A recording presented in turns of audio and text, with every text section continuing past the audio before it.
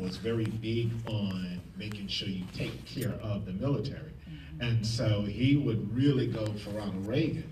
And then the next thing he did was you had Barack Obama, Ronald Reagan, then they said good, bad. And then words associated with good and bad. And so then sometime the good words would show up on Ronald Reagan's side, the bad word would show up on Barack Obama's side. And then what they did in about the middle of the test, they switched them. Now they put Ronald Reagan put Barack Obama now on my left, which I'm like, okay, I'm a little slow on this side. And then they put Ronald Reagan on my right, and so I'm like, okay, I know that's Ronald Reagan, that's Ronald Reagan, that's Ronald Reagan. And so when it finally came out and I saw my results, I was like, okay, yes, I do slightly favor him. And also because well, you know, the elephant in the room, just go ahead and call it out. He's a black man. Right. So he looks like me in the White House. So I'm like, yay. You know, now there's the opportunity also you can witness and talk to other young men and say, you know what, there's an opportunity for you to achieve the same thing that he achieved. That you one day can be in the White House. It's no longer where the fact that all of the presidents you have ever seen were white males. Now you can identify that there was a black man in the White House who did some good and also made some bad decisions also. But he made it into that office and he served 2 terms.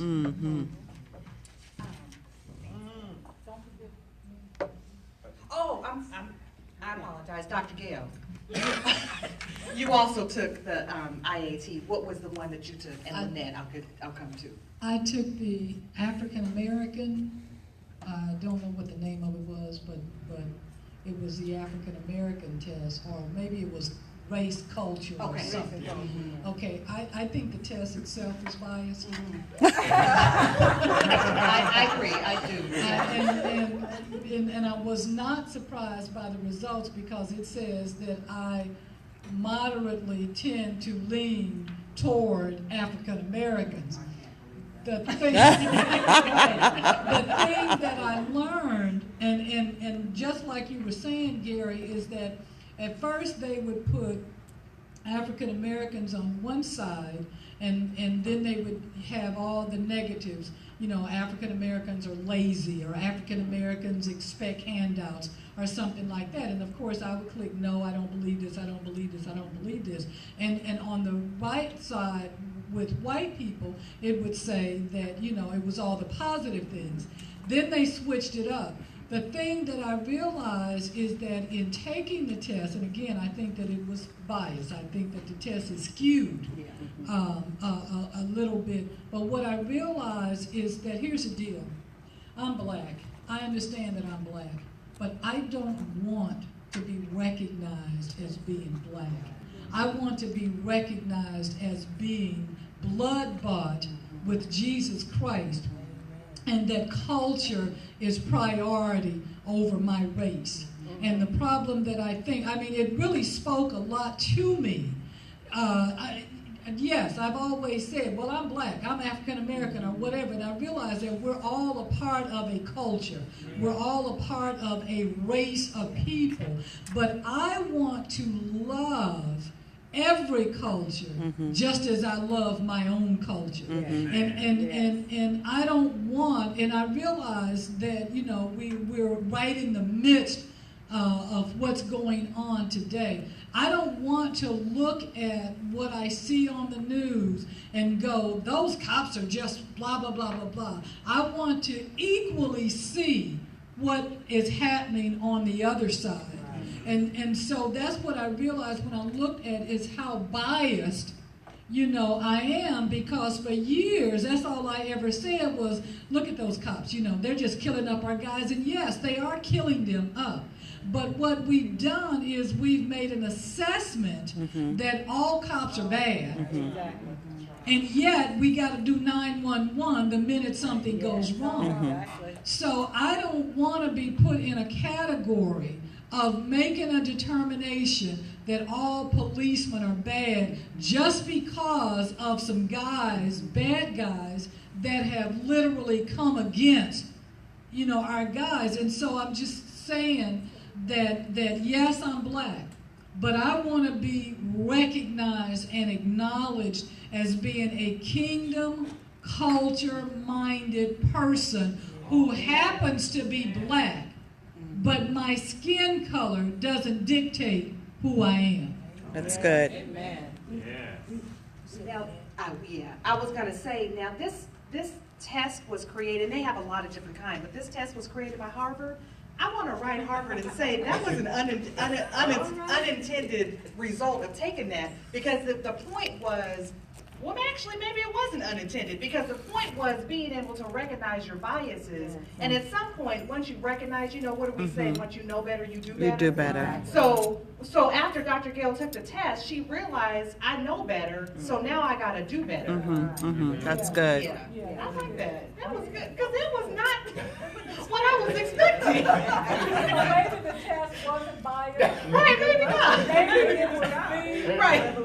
Right. Because as you were talking, I was thinking to myself, as a black person, like how many of us, and I do it all the time, whether I'm watching American Idol, the Olympics, any kind of contest. You want if that it's a black person, in it, they gotta I win. always root for the black person. I'm like, that white girl really was a little better, but she black. The black girl gotta win. I vote for the black Even girl. if she can't sing. Even if she can't sing. I vote for the black girl. The black girl gotta win. So being able to just recognize those things about you. Lynette, did you want to share yours? I can't get to my phone in order to pull it up. Yeah. I took two. I took the black and white, and I found out that I have no preference between black and white people. Which makes sense because everyone says I'll have a white husband. So that makes sense. I needed your help on the results for the I'm a white girl. Right. No. I needed your help with the results from the male career. It says your data suggests weak automatic association for male with career and female with family. And I think that may be the same one that Renita took. So you may have been thinking the same with Renita was thinking of women, equality. I think it's fine for them. You could raise a family and have a job. You could do it all. And then you take this test and you're like, you should be at home. You should be at home making. You should be at home raising the kids. You should get the promotion. You should get the whatever. And again, the purpose of, go ahead, did you? No. Okay. The purpose of this when it was created was to help us understand, which is funny, to help us understand in our jobs how to recognize and overcome those biases to help inform our decisions about hiring people, how much salary, what your raise is going to be, how I conduct your performance evaluation. I was telling someone, I had to catch myself. I was conducting a performance evaluation for one of my staff members who had just had a baby. I literally had to keep myself from saying how she did such a great job even in the midst of having just had a child. And initially when I was going to say it, I was thinking that should be a compliment, but I thought she didn't go to HR. Right. Why did Terrell feel like she had to tell me I did a great job even though I had a baby? Did I not do as good a job as Pete just because Pete didn't have a baby? And so it was helpful for me in being able to recognize that. That's good. So all job aside, so just in our normal job encounters, again, the purpose or the reason why I wanted to do this was, as Dr. Gale said, for some of us that may be in full-time ministry, we may not have a church, we may not be a pastor, we may not be an apostle. So for us, still being in full-time ministry, the people that we encounter, that we're around the most, our sphere of influence will be those on our jobs. And so if we can't get past the fact that we may work with someone who may be a lesbian or a homosexual, who may be living with their partner and they're not married and we know they should be married, who may be a staunch Republican, and I can't believe that you could support Donald Trump, or I cannot believe that you would think that Hillary would make a very good president, who just got out of jail and they need a job, and we're like, you shouldn't have committed that crime in the first place. That's what good. were you doing? You were raised That's better good. than that. For people that are rich, who we think maybe they don't need God because they got money, or maybe they're not going to listen to me because they have money. So if I come bringing a message of Christ to them, they may say, child, I'm rich, where that rich person is waiting on something. Yes. They've been looking for something. Yes. And so if my assignment is to minister to them, to bring the good news of Christ, to help get them free, to help change their thinking Right. about their situation, and I clam up because I have a bias against rich people because I've been broke my whole life. That's Or good. because I'm rich and I look at all these broke folks and I'm like, they're not gonna understand because they don't even they can't even eat.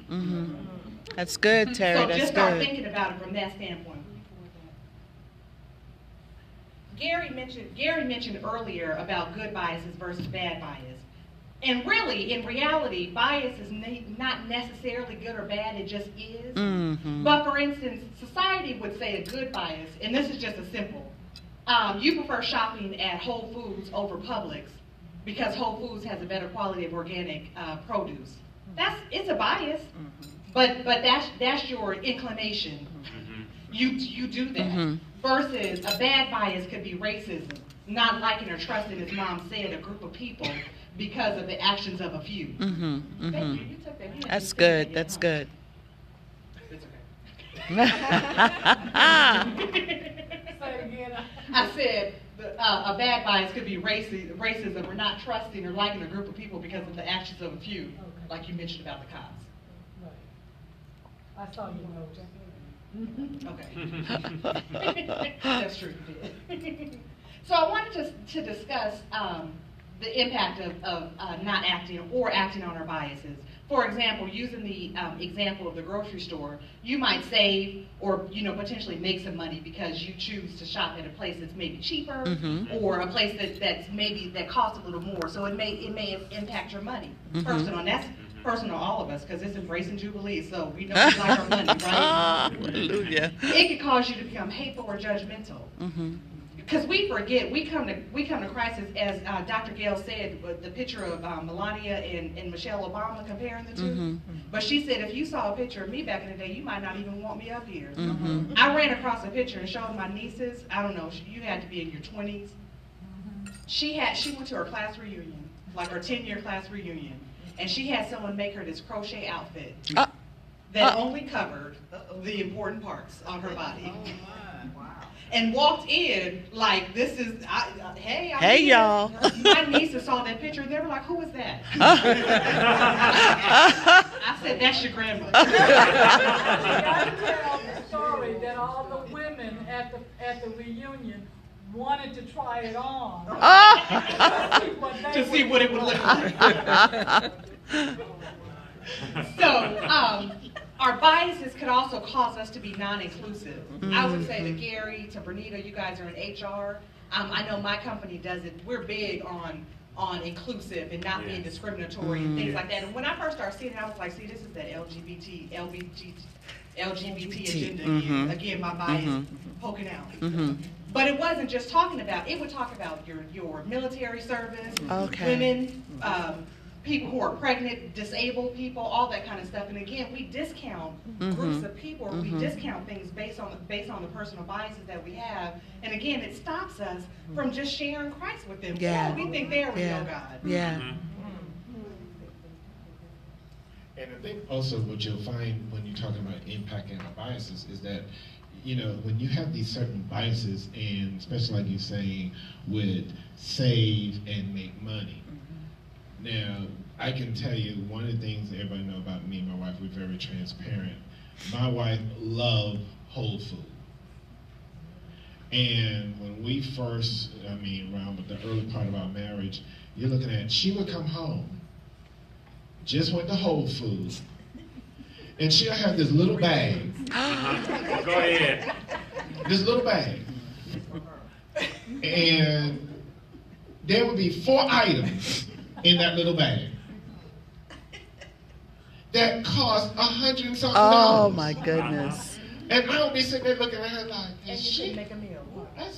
and excuse me, hold on, let me tell you, none of it was for me. It was analgesic cream for her sore shoulder and some other items. And I was sitting there looking at her like, have you lost your mind?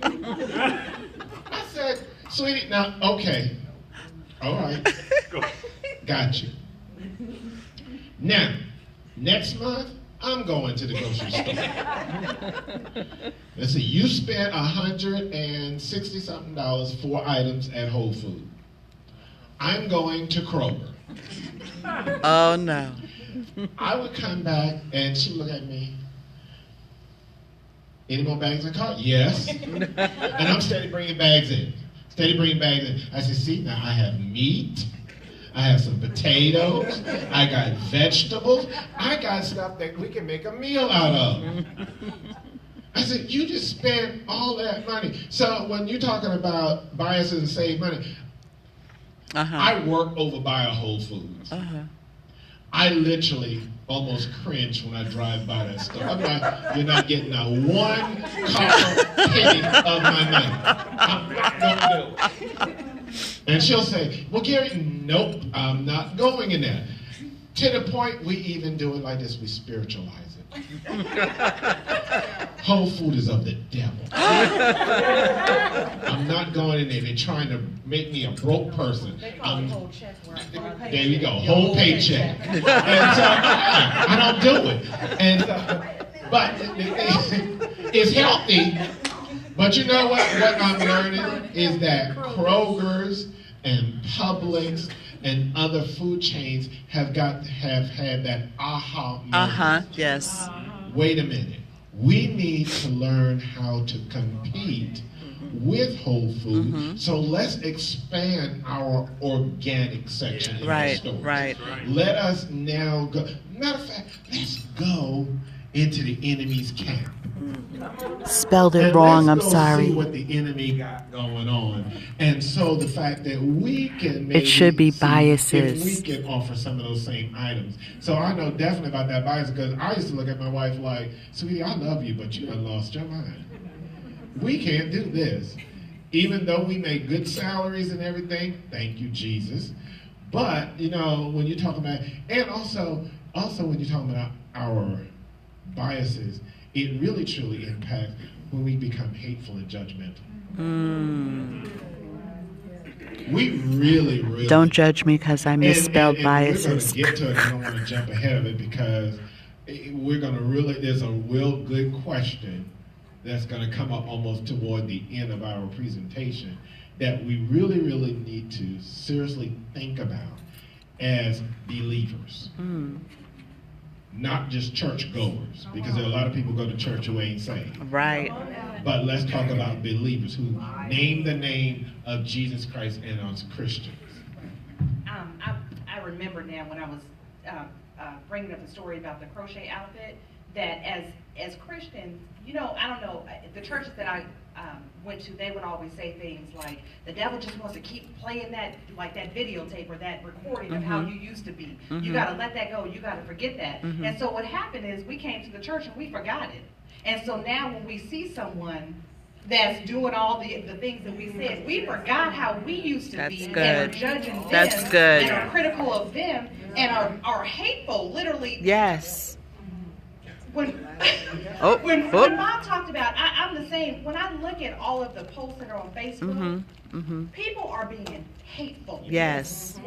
Just because they can. Because I can say it and I'm being hateful. And one post will be hateful against whoever, whatever, the cops, one of the candidates running for president, some girl in a short dress, and the next one will be join me for prayer at 6 o'clock in the morning. Here's the number. Really? I don't. Oh, Who are you praying to? So we really do have to, again, recognize those biases and then figure out how to overcome those biases so that we walk in love like Christ. I mean, think about the people that, not only the people that he came in contact with, the people that literally nailed him to the cross. Yes. And before he died, one of his last dying breaths were what? Forgive them. For they know not what they do. And we can't stand to see someone Because they're stupid people. because they're stupid people.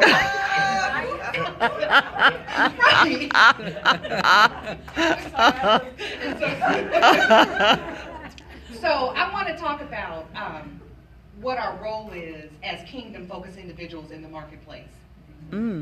So the first is we have the Great Commission. So all of us who've been in church forever, we understand and we know the Great Commission. Matthew 28:19 says, "Therefore go and make disciples of all nations, baptizing them in the name of the Father, the Son, and the Holy Spirit, teaching them to obey everything I have commanded you, and surely I am with you always to the very end of the age." Again, my bias kicked in, and I said, that girl's pregnant and she is not married. I don't even want to talk to her, because she knows she's not supposed to be doing that. Or maybe she is a Christian, so I don't necessarily need to introduce her to Christ, but is she delivered? Is she whole? Is she restored? Or how many of us in church have judged her? So she can't even get over the sin that caused the pregnancy, but she can't even get over that now in order to go on and live a happy, whole life to become a disciple so that she can turn around That's and good. go That's and make good, disciples Terry. of nations, baptizing them in the name of the Father, Son, and Holy Spirit, and teaching others to obey. Because she's been so judged because of the bias that we may have against her.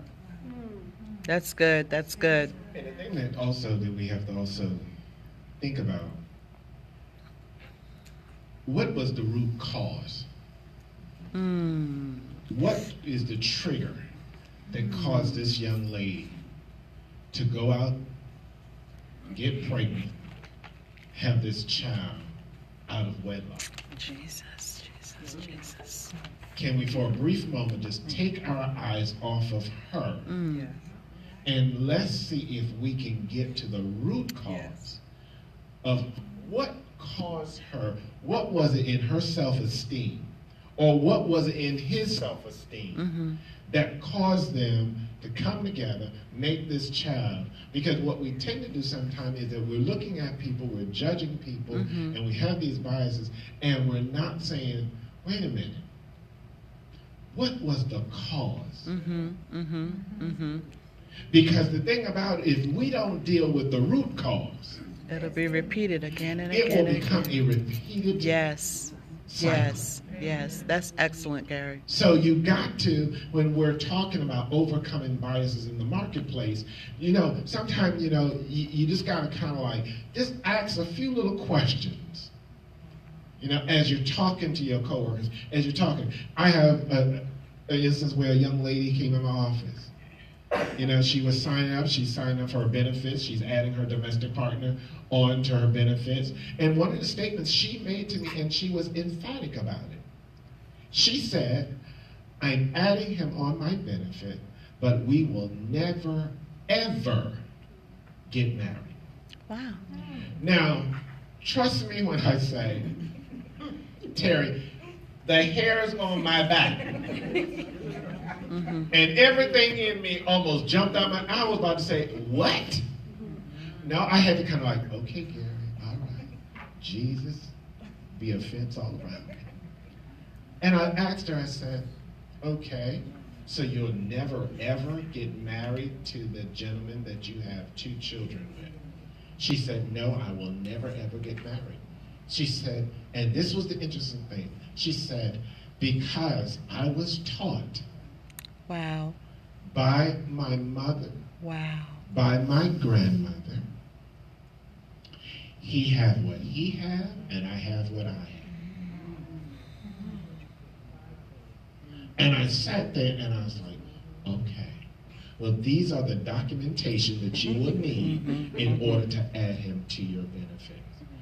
But the thing about it is the fact we get these biases, and and like I say, if I'm supposed to make disciples, I have to deal with my biases. Right. Because I was sitting there and trust me, there was a whole lot of things that were going through my mind that I could say. I work in an office where I have a gentleman who he's openly gay, and when they passed the law, him and his partner, they went to New York and they got married. And they've been together for 26 years.